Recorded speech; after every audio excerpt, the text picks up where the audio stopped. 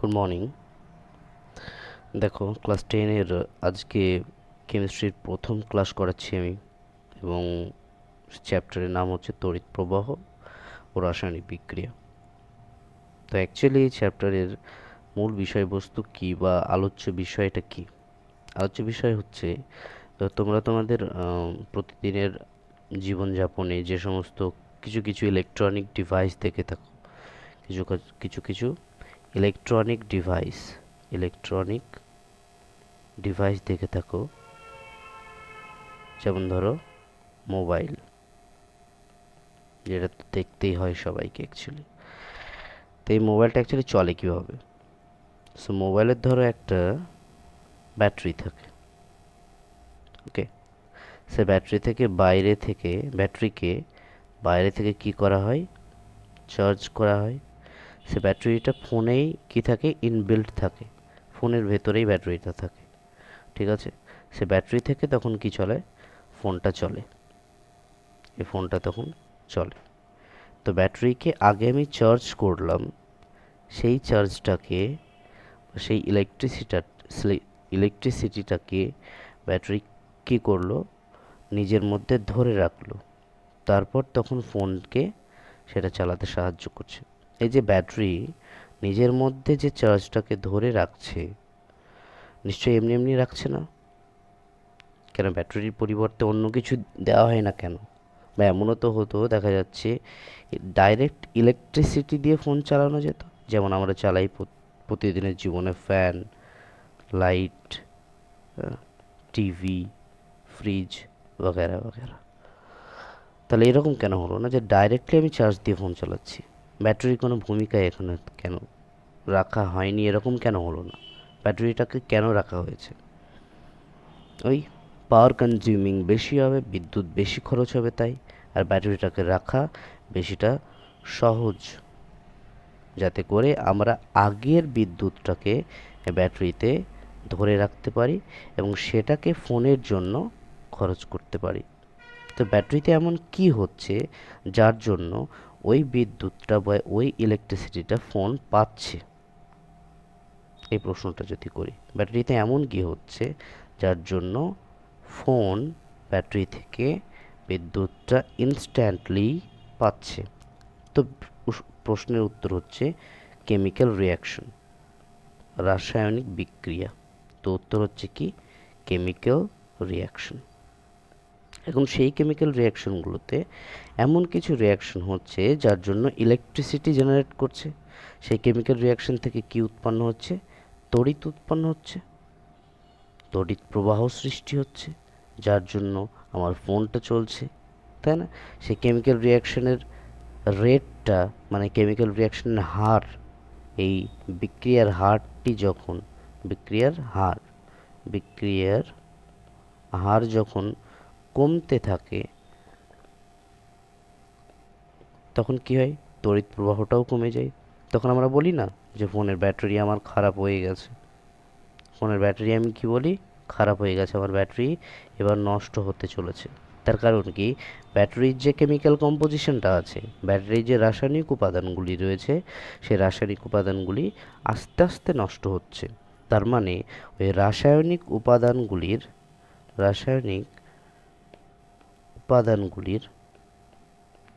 কার্যক্ষমতা কার্যক্ষমতা কি হচ্ছে?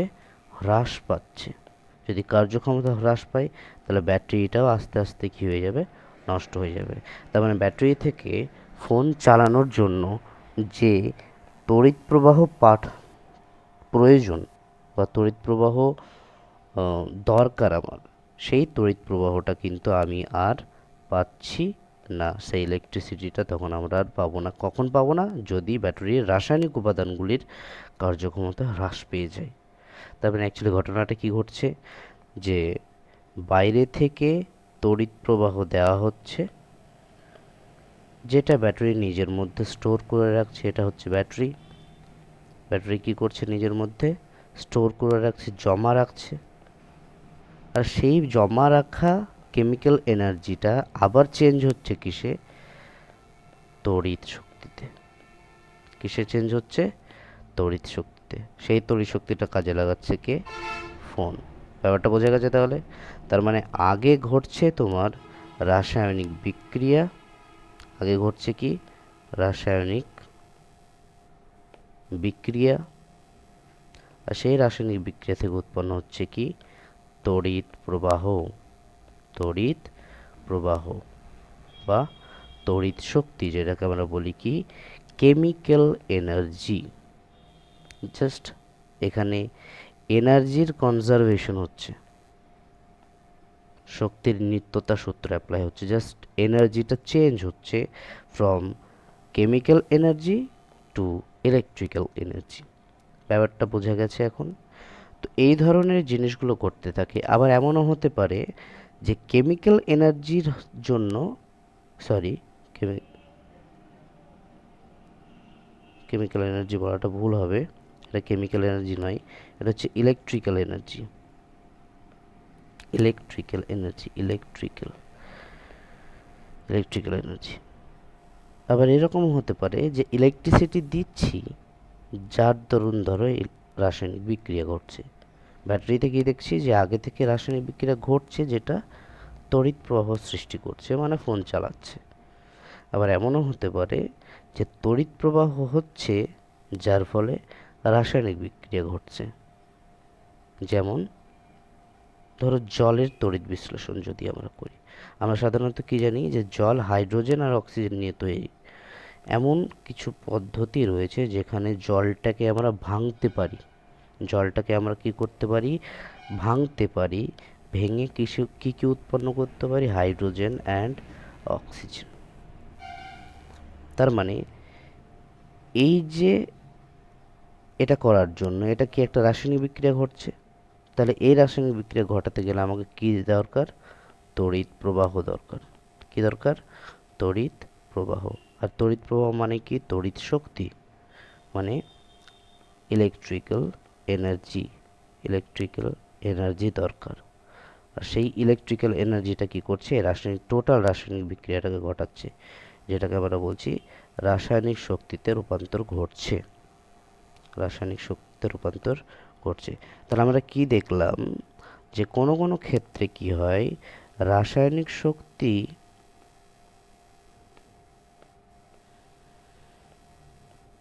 তড়িৎ শক্তিতে রূপান্তরিত হয়।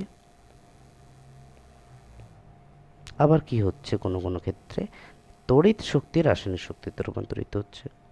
ঠিক আছে, রাসায়নিক শক্তি তড়িৎ শক্তিতে কোথায় ইউজ হচ্ছে, ব্যাটারি, ফোনের ব্যাটারিতে বা যে কোনো ব্যাটারিতে, যে কোনো ব্যাটারিতে।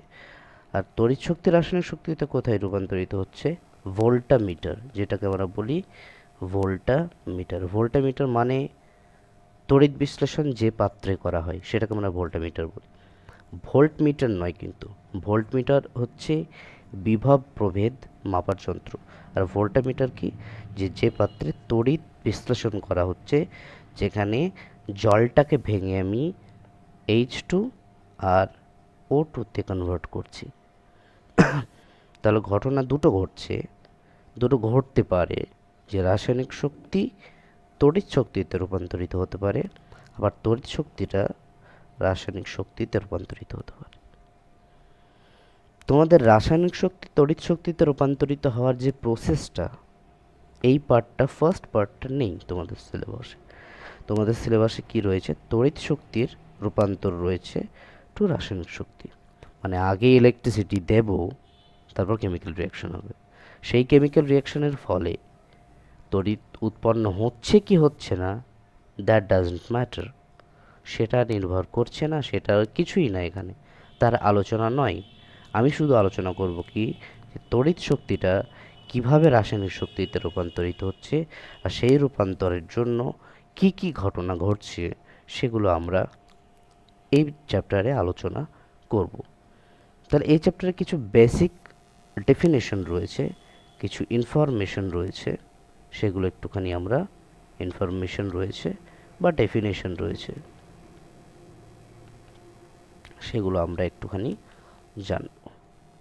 ঠিক আছে, সো প্রথমেই যদি আমরা বলি যে জিনিসগুলো অ্যাকচুয়ালি লাগে, যে তড়িৎ শক্তিকে রাসায়নিক শক্তিতে রূপান্তরিত করতে গিয়ে যা যা লাগবে অ্যাকচুয়ালি, বা এই প্রসেসটাকে চালানোর জন্য যে জিনিসগুলো লাগে বা যে জিনিসগুলি প্রয়োজন হয় সেগুলির কিছু ইনফরমেশন, কিছু ডেফিনেশন রয়েছে, কিছু সংজ্ঞা রয়েছে, সেগুলো আমরা বেসিক জিনিস, এগুলো না জানলেই নয়, এগুলো জানতেই হবে। তার মধ্যে প্রথমে আসছে তড়িৎ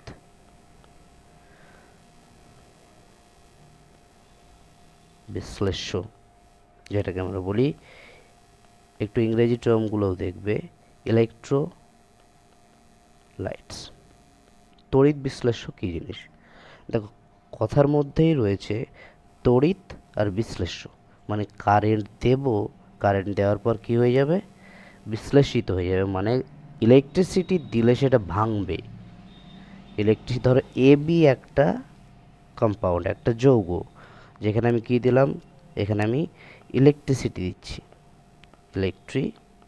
দিচ্ছি, এটা কি হলো? ভেঙে গেল। কি করে ভাঙবে? আয়নে ভাঙবে, এ প্লাস বি মাইনাস।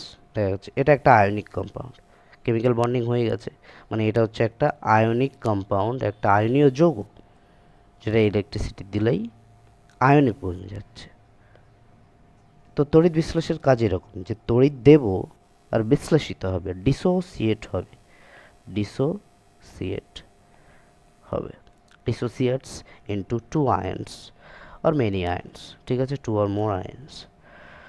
তো ঘটনা হচ্ছে তড়িৎ বিশ্লেষ্য সংজ্ঞা যদি আমরা বলি তাহলে কি লিখব?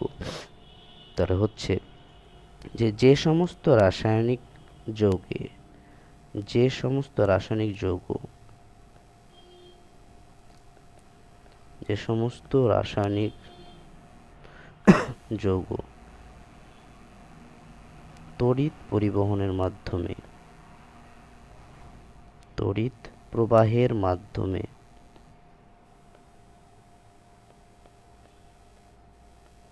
গলিত বা দ্রবীভূত অবস্থায় আয়ন সৃষ্টি করে, আয়ন সৃষ্টি করে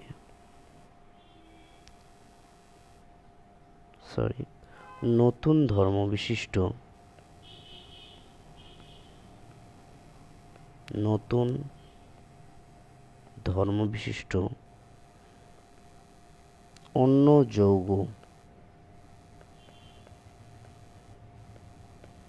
সৃষ্টি করে বা উৎপন্ন করে, তাদের তড়িৎ বিশ্লেষ্য বলা হয়। তাদের কি বলা হয়? তড়িৎ বিশ্লেষ্য বলে। তাহলে কি বললাম? যে সমস্ত যৌগ তড়িৎ প্রবাহের মাধ্যমে গলিত বা জলে দ্রবীভূত অবস্থায়, গলিত বা জলে দ্রবীভূত অবস্থায় আয়ন সৃষ্টি করে বা আয়ন সৃষ্টির মাধ্যমে নতুন ধর্ম বিশিষ্ট অন্য যৌগ উৎপন্ন করবে। তার মানে এই যে সংজ্ঞাটা আমি লিখলাম, এই সংজ্ঞাটা যদি একটুখানি ব্যাখ্যা করি, তো কি ব্যাখ্যায় যাব?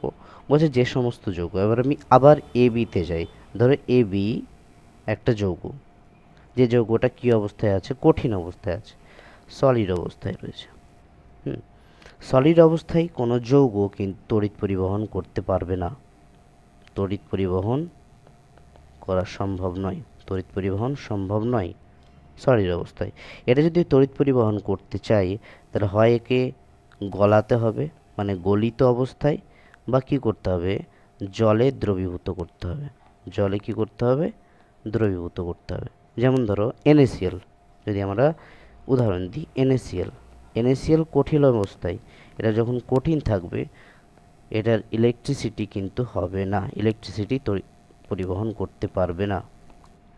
এটা কখন করবে? যদি এটাকে আমরা গলিত করি, বা কী করব?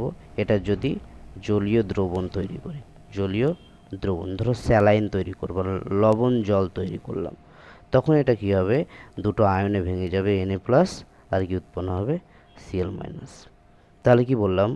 যে সমস্ত রাসায়নিক যৌগ, এখানে কি করছি? প্রথমে আমি তড়িৎ পরিবহন করছি, কোন অবস্থায়? গলিত বা জলীয় দ্রবণের তড়িৎ পরিবহন করছি। তখন আমরা তারা কি করছে? নতুন আয়ন সৃষ্টি করছে। সেই নতুন আয়ন সৃষ্টি করে নতুন যৌগ তৈরি করবে। নতুন যৌগ এখানে কি তৈরি হয়? সোডিয়াম আর ক্লোরিন গ্যাস তৈরি হয়। তাহলে নিয়েছিলাম আমি কি NaCl, উৎপন্ন হলো কি Na আর Cl2, দুটো আলাদা যৌগ তৈরি হলো, নতুন ধর্ম বিশিষ্ট দুটো যৌগ তৈরি হলো। কখন? ইলেকট্রিসিটি দেওয়ার ফলে। তাহলে ইলেকট্রিসিটি দিলাম, NaCl গলিত অবস্থায় বা জলীয় দ্রবণে দ্রবীভূত অবস্থায় তড়িৎ পরিবহন করলো, আয়ন তৈরি করলো, নতুন যৌগ তৈরি করলো। তাই NaClকে আমরা বলবো কি? তড়িৎ বিশ্লেষ্য। তড়িৎ বিশ্লেষ্য। তাহলে যে সমস্ত যৌগ গলিত বা জলে দ্রবীভূত অবস্থায় তড়িৎ পরিবহনের মাধ্যমে নতুন আয়ন সৃষ্টি করে নতুন ধর্মবিশিষ্ট যৌগ তৈরি করে, তাদেরকে আমরা কি বলি? তড়িৎ বিশ্লেষ্য। বোঝা গেছে ব্যাপারটা? গুড। আর যে প্রক্রিয়ায় ঘটে, এই যে টোটাল প্রসেস, এই যে টোটাল প্রসেসটা বা প্রক্রিয়াটা, এই প্রক্রিয়াটাকে আমরা বলছি কি? তড়িৎ বিশ্লেষণ। কি বলছি আমরা? তড়িৎ বিশ্লেষণ। যে প্রক্রিয়ায় এই ঘটনাগুলি ঘটছে, বা ইলেকট্রোলাইসিস বা ইলেকট্রোলাইসিস। বোঝা গেছে ব্যাপারটা? বোঝা গেছে? ওকে। দেখো, তাহলে আমরা জানতে পারলাম তড়িৎ বিশ্লেষ্য কাকে বলে। ইলেকট্রোলাইটস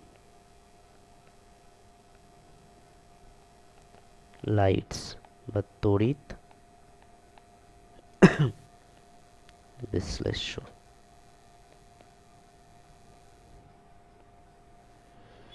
দেখো, তড়িৎ বিশ্লেষের প্রকারভেদে যদি যাই, এটা বেসিক্যালি দুই প্রকারের।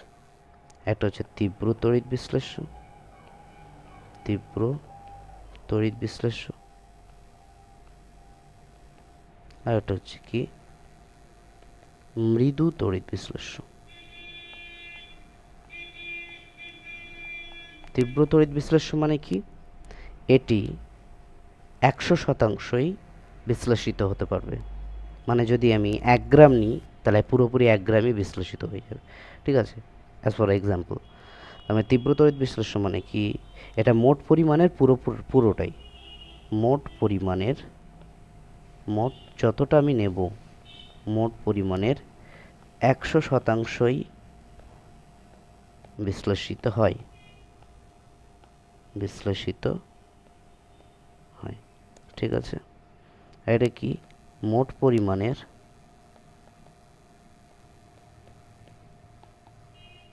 100% বিশ্লেষিত হয় না।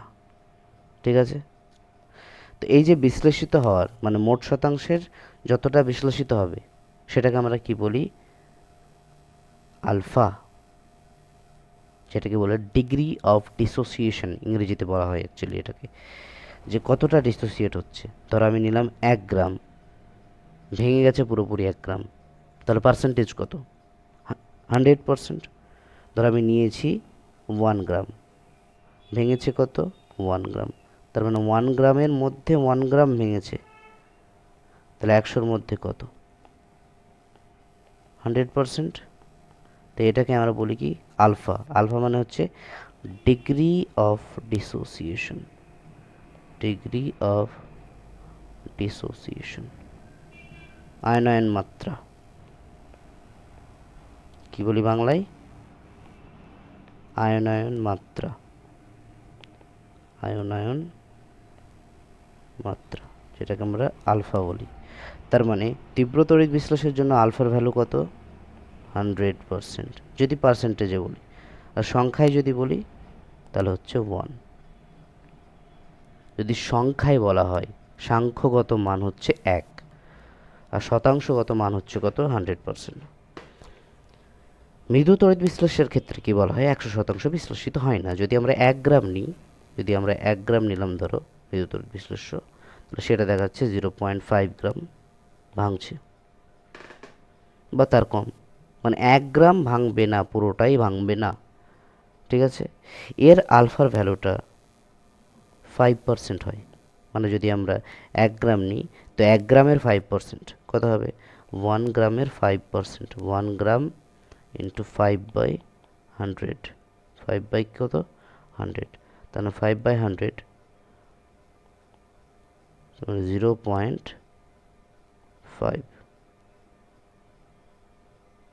ঠিক আছে? তাহলে 5% হচ্ছে 0.05 গ্রাম, সরি 0.05 গ্রাম। 1 গ্রাম নিচ্ছি, যদি 5% এর মানে বিশ্লেষিত হওয়ার পাওয়ার থাকে, তাহলে কত ভাঙবে? 1 গ্রামের মধ্যে 0.05 গ্রাম ভাঙবে। মানে যতটা নেব, এক কথায় মোট যতটা নেওয়া হবে ততটা ভাঙবে না। মোট যতটা আমরা নেব ততটা কিন্তু এটা ভাঙবে না, ঠিক আছে? তাহলে তীব্র তড়িৎ বিশ্লেষণ যদি আমি 1 গ্রাম নিই, 1 গ্রামই ভেঙে যাবে। মানে 100% বিশ্লেষিত হয়। বিশ্লেষণ মানে কি? ভেঙে যাওয়া।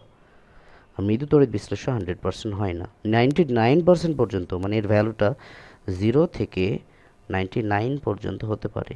আর এর কী হবে? 100%ই হবে। বোঝা গেছে ব্যাপারটা? এবার কিছু উদাহরণ দেখি, যে জিনিসগুলো যেগুলো তোমাদের লাগবেই লাগবে। তীব্র তড়িৎ বিশ্লেষণের মধ্যে পড়ে তীব্র অ্যাসিড। তীব্র অ্যাসিড কী কী? HCl, H2SO4, HNO3। তীব্র ক্ষার NaOH, KOH, BaOH2, এটসেট্রা। আর লবণ, যত লবণ রয়েছে সমস্ত লবণকেই ধরে নেওয়া হয় কি? তীব্র তড়িৎ বিশ্লেষ্য। NaCl, KCl, NaNO3, KNO3, etcetera, ঠিক আছে? তীব্র অ্যাসিড HCl, H2SO4, HNO3। তীব্র ক্ষার NaOH, KOH, calcium hydroxide, barium hydroxide, এগুলো। লবণ NaCl, KCl, NaNO3, KNO3, এগুলো। আর মৃদু তড়িৎ বিশ্লেষণের উদাহরণ ধরো যেগুলো অর্গানিক কম্পাউন্ড, যেগুলো অর্গানিক অ্যাসিড, যেগুলো জৈব অ্যাসিড, জৈব অ্যাসিড, যেমন ধরো CH3COOH, এটার নাম হচ্ছে কি বলো? Acetic acid. যেমন হচ্ছে NH4OH, অ্যামোনিয়াম হাইড্রোক্সাইড, ঠিক আছে? Acetic acid, ammonium hydroxide. HCN, hydrocyanide acid বা হাইড্রোসায়ানো অ্যাসিড আর কি, ঠিক আছে? এটসেট্রা। আরও পড়াতে পড়াতে যে জিনিসগুলো আসবে। লবণ ধরো একটা নিলাম, CH3COOCN,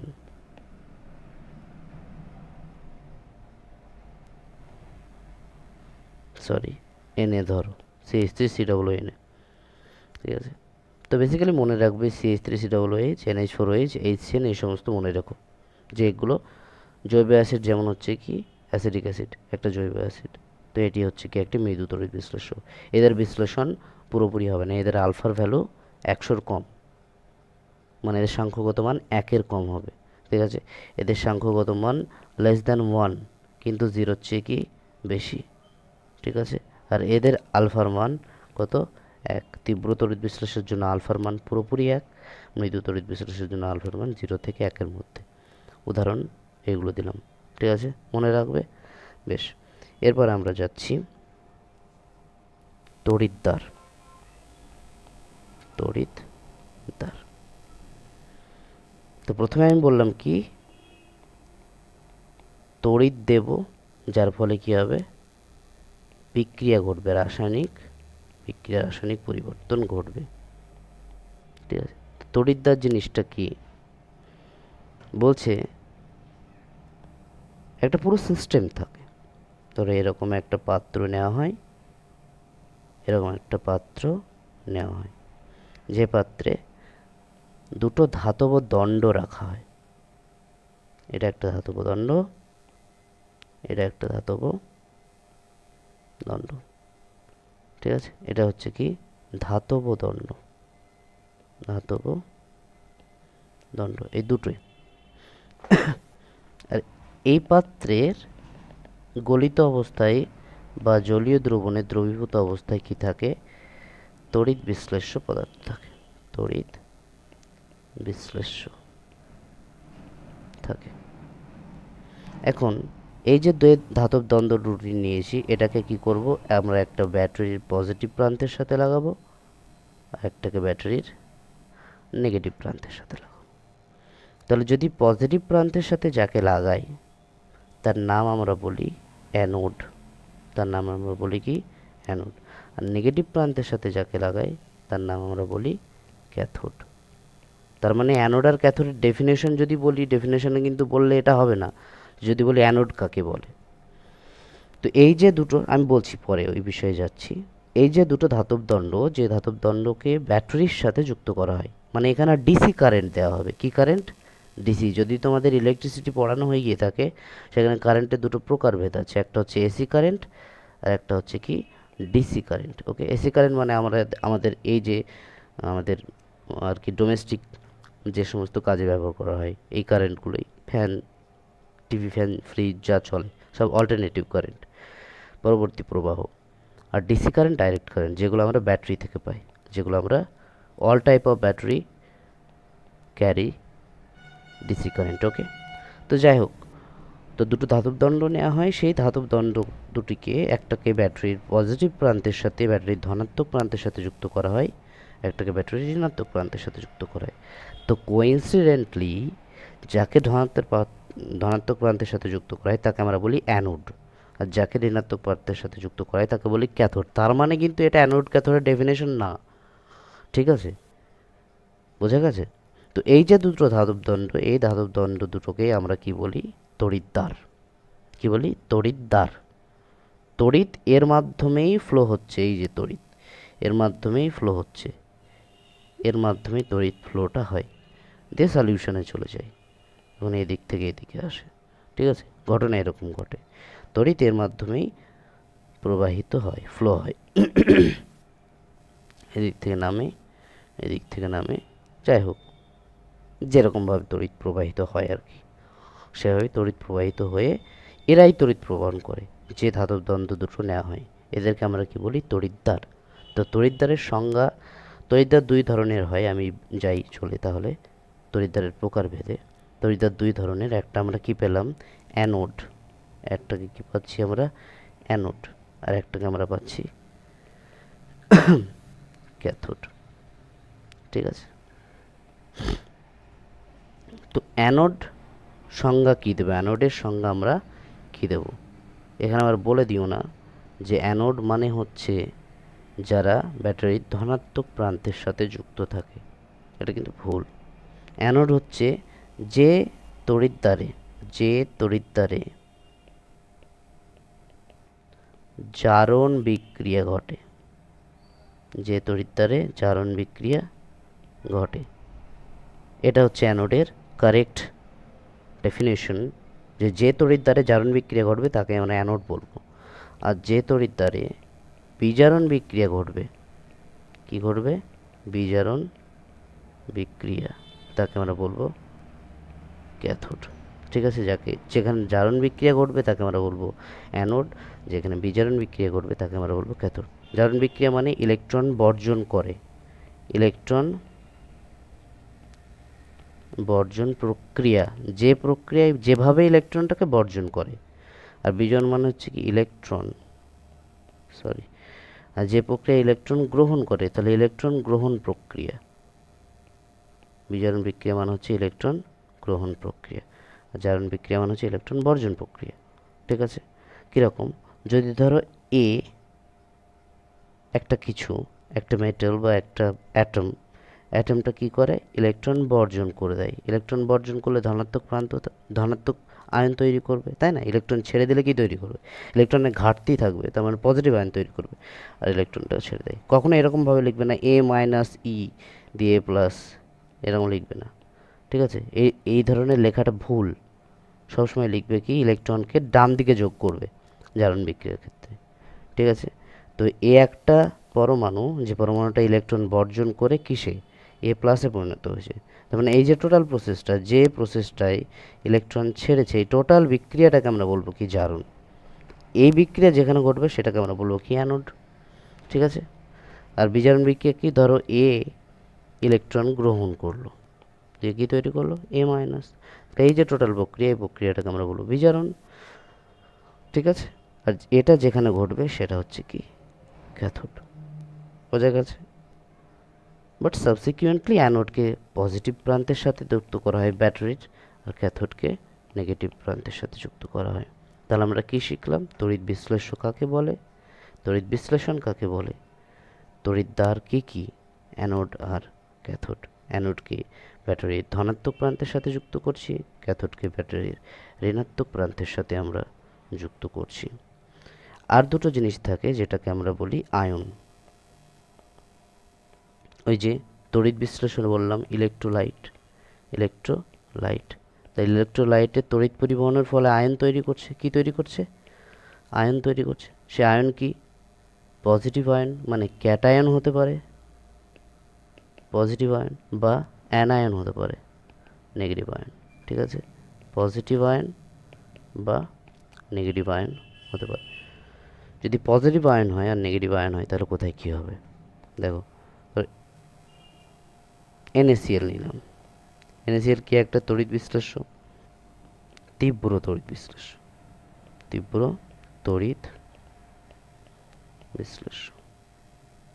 ঠিক আছে, জলীয় দ্রবণে দ্রবীভূত অবস্থায় নিলাম, সো অ্যাকুয়াস সলিউশন। তাহলে কী হবে, এটা আয়নে ভাঙবে, Na প্লাস অ্যাকুয়াস আর কি Cl মাইনাস অ্যাকুয়াস। ঠিক আছে, তাই এটা পজিটিভ, এটা কি নেগেটিভ। এটাকে আমরা কি বলি, ক্যাটায়ন। এটাকে আমরা কি বলি, অ্যানায়ন। অ্যানায়ন মানে নেগেটিভ চার্জ আয়ন, আর ক্যাটায়ন মানে পজিটিভ চার্জ আয়ন। ঠিক আছে, তাহলে আমাদের এরকম ধরো পাত্র রয়েছে যেখানে NaCl,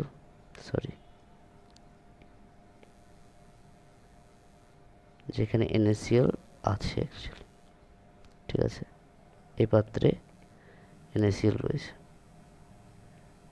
তার মানে Na প্লাস আর Cl মাইনাস আছে। এখানে দুটো তড়িৎদ্বার, একটাকে পজিটিভ প্রান্তের সাথে যুক্ত করেছি, একটাকে নেগেটিভ প্রান্তের সাথে যুক্ত করেছি।